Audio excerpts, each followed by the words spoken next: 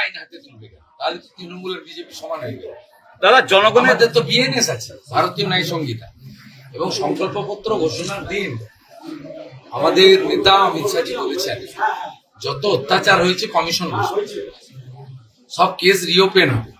আমরা আইনি পথে গুন্ডাদের, ধর্ষকদের, চোরেদের ব্যবস্থা নেব। তার জন্য বিএনএস সরকার আমাদের সংকল্পপত্রে যা বলেছে আমি তাই করব। স্বাধীনতা সংগ্রামীদের সম্মান, মর্যাদা আমি এখানে এমপি হওয়ার পর থেকে শুরু হয়েছে, আপনি জানেন। নিজের কথা বলবো, যতগুলো সুশীল বাবু, সতীশ বাবু, অজয় বাবুদের মূর্তি, মাতঙ্গিনী হাজরার মূর্তি, ক্ষুদিরাম বসুর মূর্তি, সবটা আমি করেছি বলবো না। অনেকগুলি ডক্টর শ্যামাপ্রসাদ মুখার্জি, স্বামী প্রণবানন্দের আদর্শকে জাগ্রত করা যায়।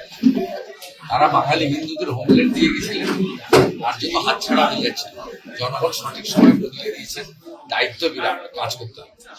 ওনার সম্পর্কে আমার কথা বলার মতো আর কোনো বাক্য শব্দ নাই। আমি প্রয়োজনও মনে করি। কমিশন বলছে তিনি আইন জানেন। এখন পজিটিভ চিন্তা করতে হবে, বাংলাকে ঘুরতে হবে। মোদিজি যেটা গ্যারেন্টি দিয়ে গেছেন সেটা আমাদেরকে ডেলিভারি করতে হবে, যারা আমরা এমএলএ। পূর্ব মেদিনীপুর এটা তো কর্তব্য আমার।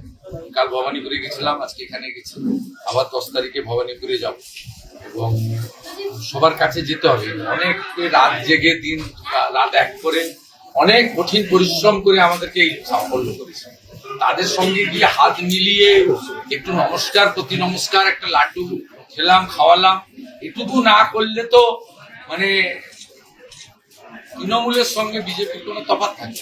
আর আমি বরাবর জনগণের সঙ্গে থাকি বলে জনগণ আমাকে যে কোনো পরিস্থিতিতে তারা টিকিয়ে রেখেছে।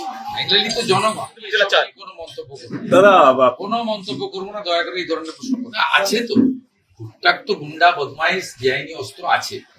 বিজেপিকে সরকারটা করতে দেন, সময় দেবেন তো, 3-4 সপ্তাহের মধ্যে পরিষ্কার হয়ে যাবে। করবো না ওদের, আমার কোনো প্রয়োজন নেই মন্তব্য করার। আমার প্রয়োজন নেই, যখন প্রয়োজন ছিল করেছি, এখন কোনো প্রয়োজন। অনেক অনেক ওরা প্রাসঙ্গিকই, অপ্রাসঙ্গিক।